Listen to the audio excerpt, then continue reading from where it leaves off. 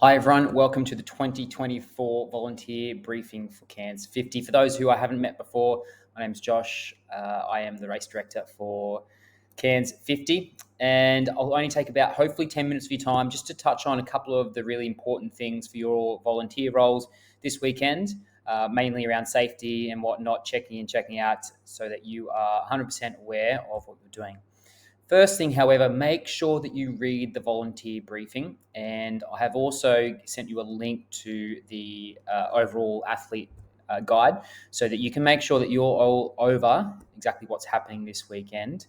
And make sure that you read, in particular, the sections in the volunteer briefing that are relevant to your role. And then, if you have questions, please get in contact during the week, or either via email or phone, and we'll sort it out.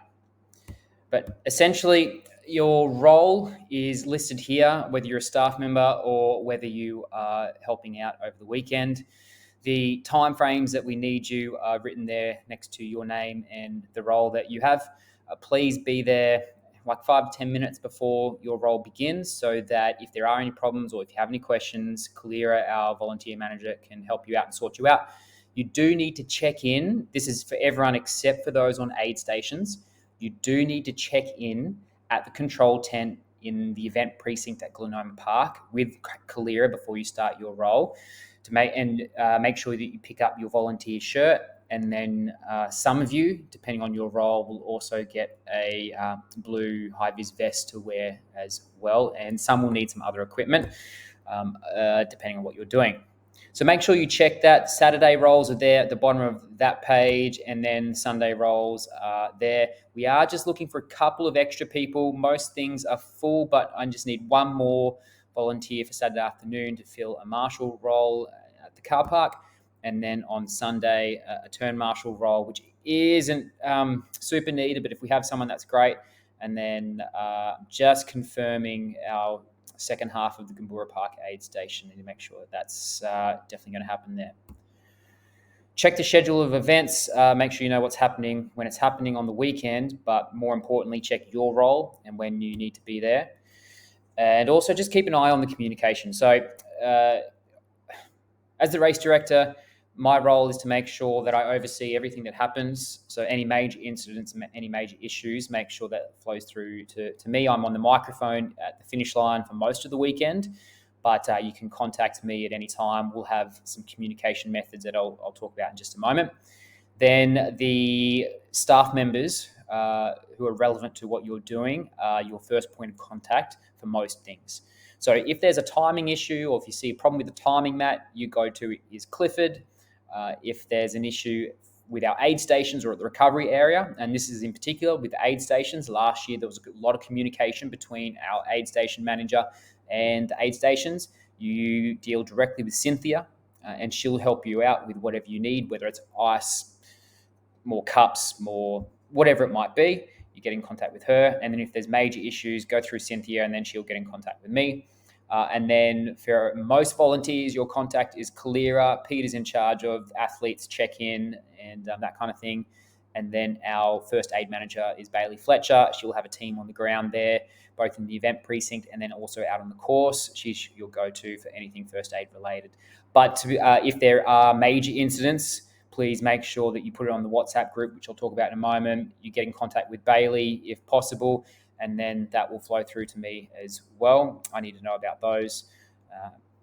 And you will get a list of contacts when you check in too, so that you know who to contact when and their numbers. So at the bottom of that page, the other really important thing is the communication method. So in the email that I sent you with this link, there is instructions on joining the WhatsApp group. So some of you I would have already added because I already have your phone numbers. Others, you need to text through your phone number so that I can add you to the WhatsApp group. The WhatsApp group is our number one mode of communication for all things volunteers over the weekend, whether it's questions that you have or whether there's incidents that pop up. I think in our first year, we had a tree come down on the course. That WhatsApp communication was really important there. And then there's phone numbers obviously in there too, if there's someone specific that you need to contact. The second mode of communication is via mobile phone. So as I said, you'll get a list of key contacts that you can contact if there's something in particular that goes wrong, or if you have questions. But for the most part, the WhatsApp group is where to go. If there is an emergency, I should say, as I said, we have our first aid team on the ground there. Emergency access to the event precinct is via the Glenoma Park car park. And then along the course, there's a number of points of access, whether it's at the Vistas Estate, whether it's via Gumbura Park, the Rocks, or way down the end at Mary Parker Drive.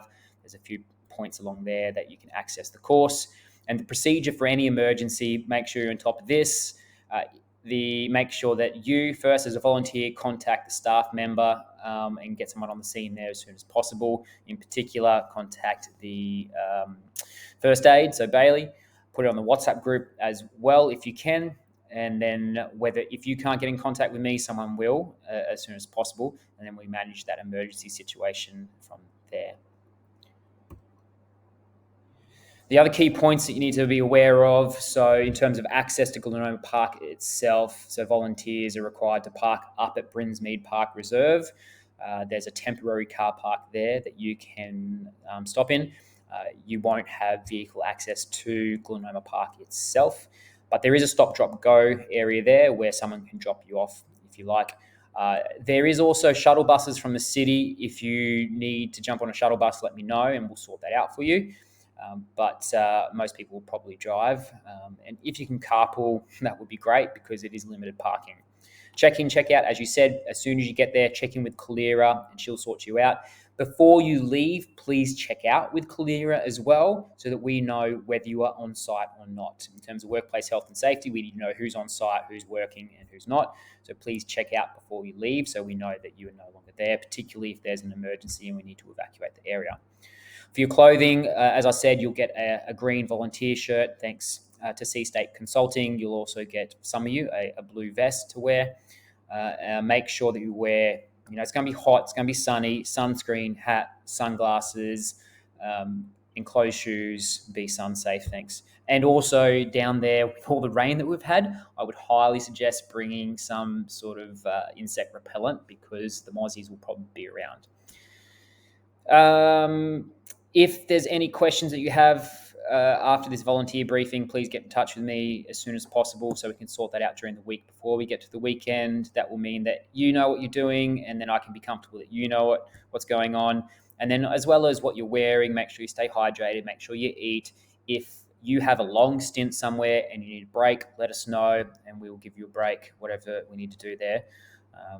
And I'm also hopefully sorting out a little voucher for everyone to get some coffee or something to eat at one of the vendors.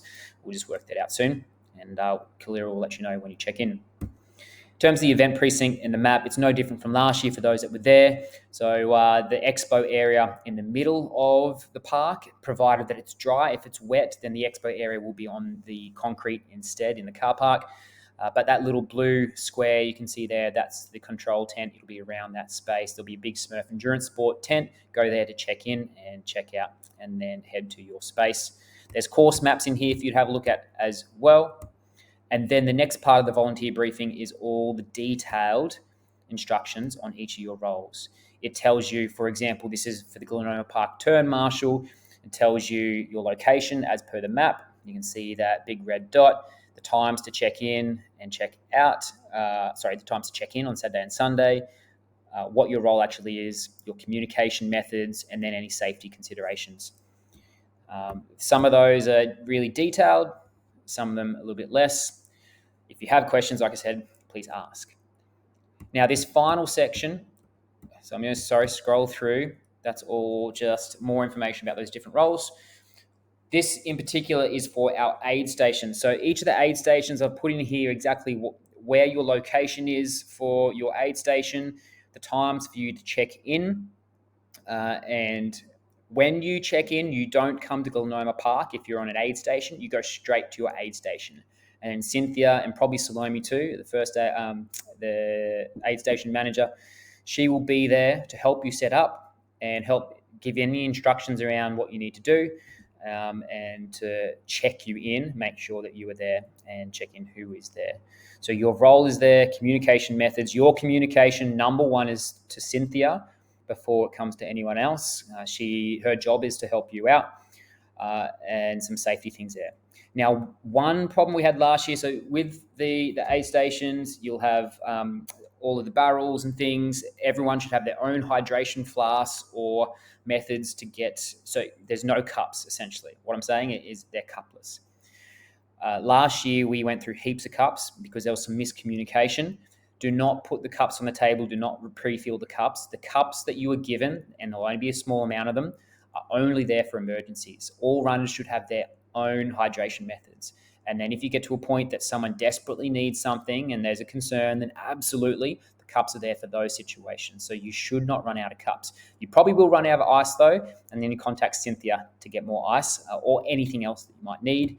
And you'll see there exactly how to access your aid station, where it is located, and the flow of that aid station. More of those details will be in the box that you get. So that at the aid station, there'll be a box with everything that you need, as well as instructions as to what you do, when you do it, the flow of the aid station. But as I said, Cynthia will be there to sort you out too. Okay. So to finish off, thank you very much. Without you coming along and volunteering and giving up your time. I appreciate it so much. The final thing I do need to say is that on Sunday afternoon, 4:30 p.m. at Cairns Harbourside Hotel is our presentations. There'll be food there for everyone as well. Please come along. You're invited. It's an opportunity not just to celebrate the athletes and what they achieved on Saturday and Sunday, but also to celebrate you and thank you for all your work and everything that you did. So please come along to that as well. Make it a big event. Otherwise, if you have questions, get in touch, and we'll see you on the weekend.